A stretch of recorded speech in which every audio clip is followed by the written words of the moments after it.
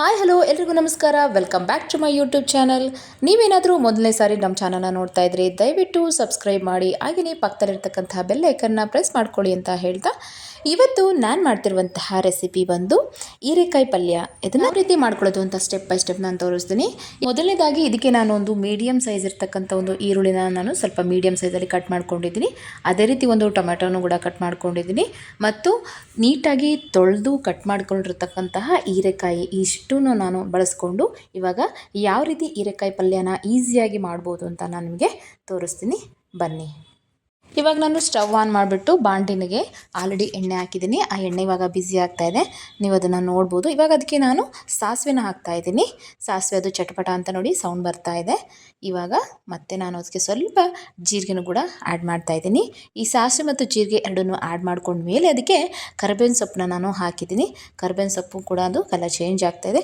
ಇವಾಗ ಅದಕ್ಕೆ ನಾನು ಏನು ಮಾಡ್ತೀನಿ ಅಂದರೆ ಒಂದು 4 ಬೆಳ್ಳುಳ್ಳಿ ಹೆಸರನ್ನ ಚೆನ್ನಾಗಿ ಕುಟ್ಟೋದು ಬೇಡ, ಮೀಡಿಯಮಲ್ಲಿ ಸ್ವಲ್ಪ ಜಜ್ಜಿಕೊಂಡು ಅದಕ್ಕೆ ಹಾಕ್ತಿದ್ದೀನಿ. ಸ್ವಲ್ಪ ಇದರಲ್ಲಿ ಫ್ಲೇವರ್ ಚೇಂಜ್ ಆಗುತ್ತೆ, ಅದಕ್ಕೋಸ್ಕರ ನಾನು ಬೆಳ್ಳುಳ್ಳಿನ ಹಾಕಿದ್ದೀನಿ. ಇವಾಗ ಸ್ವಲ್ಪ ಅದನ್ನು ಮಿಕ್ಸ್ ಮಾಡ್ಕೊಳ್ತಾ ಇದ್ದೀನಿ. ಬೆಳ್ಳುಳ್ಳಿ ಸ್ವಲ್ಪ ಕಲರ್ ಚೇಂಜ್ ಆಗುತ್ತೆ. ಅದಾದಮೇಲೆ ಸ್ವಲ್ಪ ಮೀಡಿಯಮ್ ಸೈಜಲ್ಲಿ ಕಟ್ ಮಾಡಿರ್ತಕ್ಕಂಥ ಈರುಳ್ಳಿನ ಕೂಡ ಇವಾಗ ಅದಕ್ಕೆ ಆ್ಯಡ್ ಮಾಡ್ತಾ ಇದ್ದೀನಿ. ಈರುಳ್ಳಿನ ಹಾಕಿದ ಮೇಲೆ ಸ್ವಲ್ಪ ಅದನ್ನು ನಾವು ಬಾಡಿಸ್ಕೊಳ್ಬೇಕಾಗುತ್ತೆ.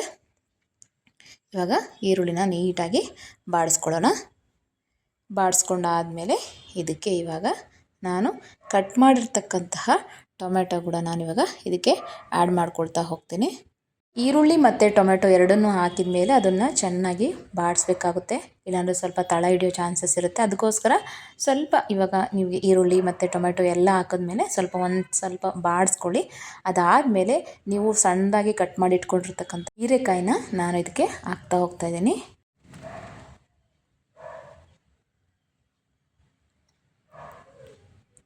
ಇವಾಗ ಹೀರೆಕಾಯಿನೆಲ್ಲ ಹಾಕಿ ಆಯಿತು. ಇವಾಗ ಇದನ್ನು ಮಿಕ್ಸ್ ಮಾಡ್ಕೊಳ್ತೀನಿ. ಈರುಳ್ಳಿ, ಟೊಮೆಟೊ, ಹೀರೆಕಾಯಿ ಎಲ್ಲ ಕೂಡ ಮಿಕ್ಸ್ ಆಗೋ ಥರ ನಾನು ಇದನ್ನು ಮಿಕ್ಸ್ ಮಾಡ್ತಾಯಿದ್ದೀನಿ. ನೀಟಾಗಿ ಮಿಕ್ಸ್ ಮಾಡ್ಕೊಳ್ಬೇಕು. ಇದು ಮಿಕ್ಸ್ ಆದಮೇಲೆ ನಾನು ಇದಕ್ಕೆ ಇವಾಗ ಸ್ವಲ್ಪ ರುಚಿಗೆ ಎಷ್ಟು ಬೇಕೋ ಅಷ್ಟನ್ನು ನೋಡಿಕೊಂಡು ಉಪ್ಪು ಹಾಕ್ತಾಯಿದ್ದೀನಿ. ಈ ಉಪ್ಪು ಮತ್ತು ಅರಿಶಿನ ಇವೆರಡನ್ನೂ ಹಾಕೋದ್ರಿಂದ ತರಕಾರಿ ಬೇಗ ಬೇಯುತ್ತೆ. ಅದಕ್ಕೋಸ್ಕರ ನಾನಿವಾಗ ರುಚಿಗೆ ಎಷ್ಟು ಬೇಕಾಗುತ್ತೋ ಅಷ್ಟು ಉಪ್ಪು ಹಾಕಿದ್ದೀನಿ ಮತ್ತು ಅರಿಶಿನ ಪುಡಿ ಇವಾಗ ಹಾಕಿದ್ದೀನಿ. ಇವೆರಡನ್ನೂ ಕೂಡ ಹಾಕಿಬಿಟ್ಟು ಚೆನ್ನಾಗಿ ಆ ತರಕಾರಿ ಬೇಯೋಕ್ಕೆ ಬಿಡಬೇಕು. ಇವಾಗ ಅದನ್ನು ನೀಟಾಗಿ ಬಾಡಿಸ್ಕೊಳ್ಳೋಣ. ಇವಾಗ ಟೊಮ್ಯಾಟೊ, ಈರುಳ್ಳಿ, ಹೀರೆಕಾಯಿ, ಅರಿಶಿನ, ಉಪ್ಪು ಎಲ್ಲ ಕೂಡ ನೀಟಾಗಿ ಮಿಕ್ಸ್ ಮಾಡ್ಕೊಳ್ಳೋಣ.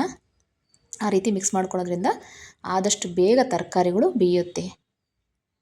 ಸೊ ಇವಾಗ ನಾನು ನೀಟಾಗಿ ಮಿಕ್ಸ್ ಮಾಡ್ತಾ ಇದ್ದೀನಿ, ನೀವು ನೋಡ್ತಾ ಇರ್ಬೋದು. ಸ್ವಲ್ಪ ನೀವು ಹೈ ಫ್ಲೇಮಲ್ಲಿ ಇಟ್ಕೊಂಡು ಇದನ್ನು ಮಾಡ್ಬೋದು, ಯಾಕೆಂದರೆ ಹೀರೆಕಾಯಿ ಬೇಯಲಿಕ್ಕೆ ಸ್ವಲ್ಪ ಟೈಮ್ ತೊಗೊಳುತ್ತೆ, ಆದಷ್ಟು ಬೇಗ ಇದು ಬೇಯೋದಿಲ್ಲ. ಅದಕ್ಕೋಸ್ಕರ ಸ್ವಲ್ಪ ಹೈ ಫ್ಲೇಮಲ್ಲಿ ಇಟ್ಕೊಂಡು ಇದನ್ನು ನೀವು ಬೇಯಿಸ್ಕೋಬೇಕಾಗುತ್ತೆ. ಇವಾಗ ನೀಟಾಗಿ ಎಲ್ಲ ಮಿಕ್ಸ್ ಮಾಡಿ ನಾನು ಬಿಟ್ಟಿದ್ದೀನಿ. ತರಕಾರಿ ಬೇಯ್ತಾ ಇದೆ.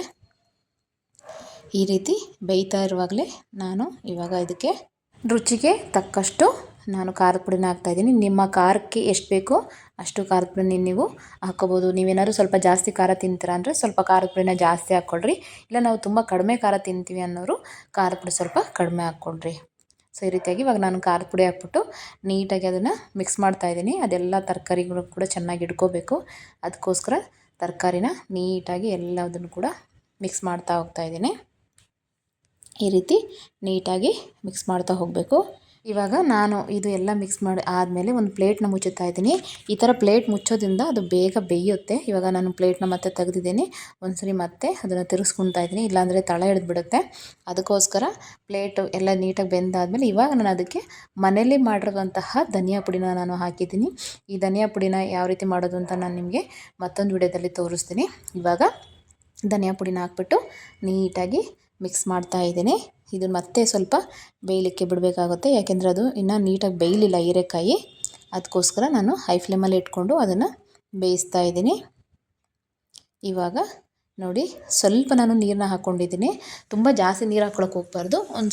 ಒಂದು ಅರ್ಧ ಗ್ಲಾಸು, ಅಂದರೆ ಚಿಕ್ಕ ಕಾಫಿ ಕುಡಿಯೋ ಗ್ಲಾಸಲ್ಲಿ ಒಂದು ಅರ್ಧ ಗ್ಲಾಸ್ ನೀರು ಹಾಕ್ಕೊಂಡು ಸ್ವಲ್ಪ ಬೇಯಿಸ್ಕೋಬೇಕು. ಯಾಕೆಂದರೆ ನಾನು ಎಣ್ಣೆನ ಆದಷ್ಟು ಕಡಿಮೆ ಹಾಕಿದ್ದೀನಿ, ಅದಕ್ಕೋಸ್ಕರ ಅದು ಡ್ರೈ ಅಂತ ಅನ್ನಿಸ್ತಾ ಇತ್ತು, ಅದಕ್ಕೆ ಸ್ವಲ್ಪ ನೀರು ಹಾಕಿದ್ದೀನಿ. ನಿಮಗೆ ಬೇಡ ನೀರು ಹಾಕೋದು ಅಂದರೆ ಸ್ವಲ್ಪ ಎಣ್ಣೆನೇ ಇನ್ನೂ ಸ್ವಲ್ಪ ಜಾಸ್ತಿ ಆ್ಯಡ್ ಮಾಡ್ಕೋಬೋದು. ನಾನು ಎಣ್ಣೆ ಅಷ್ಟೊಂದು ಆರೋಗ್ಯಕ್ಕೆ ಒಳ್ಳೆಯದಲ್ಲ ಅಂತ ಹೇಳ್ಬಿಟ್ಟು ಸ್ವಲ್ಪ ನೀರನ್ನ ಹಾಕಿದ್ದೀನಿ. ಇವಾಗ ನೋಡಿ ಅದು ಹೀರೆಕಾಯಿ ಚೆನ್ನಾಗಿ ಬೇಯ್ತಾ ಇದೆ. ಇದೇ ರೀತಿ ಇವಾಗ ಬೆಂದಾದಮೇಲೆ ನಾನು ಇದಕ್ಕೆ ಒಂದು ಸ್ಪೆಷಲ್ ಇಂಗ್ರೀಡಿಯೆಂಟ್ ಏನಪ್ಪ ಅಂದರೆ ಸ್ವಲ್ಪ ಒಣ ಕೊಬ್ಬರಿನ ಹಾಕ್ತಾಯಿದ್ದೀನಿ. ಈ ಥರ ಒಣ ಕೊಬ್ಬರಿನ ಹಾಕೋದ್ರಿಂದ ಸ್ವಲ್ಪ ಟೇಸ್ಟ್ ಅಂತಕ್ಕಂಥದ್ದು ಸ್ವಲ್ಪ ಡಿಫ್ರೆಂಟ್ ಅನ್ನಿಸ್ತೆ, ಅಂದರೆ ತುಂಬ ಚೆನ್ನಾಗಿರುತ್ತೆ ಟೇಸ್ಟು. ಏನು ಆಗದೆ ಮಾಡದೇ ಇರೋದಕ್ಕೂ ಸ್ವಲ್ಪ ಕೊಬ್ಬರಿ ಹಾಕಿ ಮಾಡೋದ್ರಿಂದ ಸ್ವಲ್ಪ ಫ್ಲೇವರ್ ಕೂಡ ಚೇಂಜ್ ಆಗುತ್ತೆ ಮತ್ತು ಟೇಸ್ಟ್ ಕೂಡ ತುಂಬ ಚೆನ್ನಾಗಿರುತ್ತೆ. ಇವಾಗ ಕೊಬ್ಬರಿ ಹಾಕ್ಬಿಟ್ಟು ಅದನ್ನು ನೀಟಾಗಿ ಮಿಕ್ಸ್ ಮಾಡ್ತಾಯಿದ್ದೀನಿ. ನೋಡಿ ಎಷ್ಟು ಚೆನ್ನಾಗಿ ಅದು ಬೇಯ್ತಾ ಇದೆ. ನಮಗೆ ಆಲ್ರೆಡಿ ಹೀರೆಕಾಯಿ ಕಲರ್ ಕೂಡ ನಮಗೆ ಚೇಂಜ್ ಆಗಿರೋ ಥರ ನಮಗೆ ಕಾಣಿಸ್ತಾ ಇದೆ. ಹೀರೆಕಾಯಿ ಆಲ್ಮೋಸ್ಟ್ ನಮಗಿವಾಗ ಬೆಂದಿದೆ. ಸೊ ಇವಾಗ ನಮ್ಮ ಹೀರೆಕಾಯಿ ಪಲ್ಯ ತುಂಬ ಟೇಸ್ಟಿಯಾಗಿ ಯಾವುದೇ ರೀತಿಯಾದಂತಹ ಹೆಚ್ಚಿನ ಮಸಾಲವನ್ನು ಬಳಸದೆ ನಾನು ಹೀರೆಕಾಯಿ ಪಲ್ಯವನ್ನು ಈ ರೀತಿಯಾಗಿ ಮಾಡಿದ್ದೀನಿ. ನೀವು ಖಂಡಿತವಾಗಿ ಒಂದು ಸರಿ ನಿಮ್ಮ ಮನೇಲಿ ಟ್ರೈ ಮಾಡಿ ನೋಡಿ, ಯಾವ ರೀತಿ ಬಂತು ಅಂತ ನನಗೆ ಕಮೆಂಟಲ್ಲಿ ಹೇಳೋದನ್ನು ಮರಿಬೇಡಿ. ಸೊ ಇವಾಗ ಹೀರೆಕಾಯಿ ಪಲ್ಯ ರೆಡಿಯಾಗಿದೆ.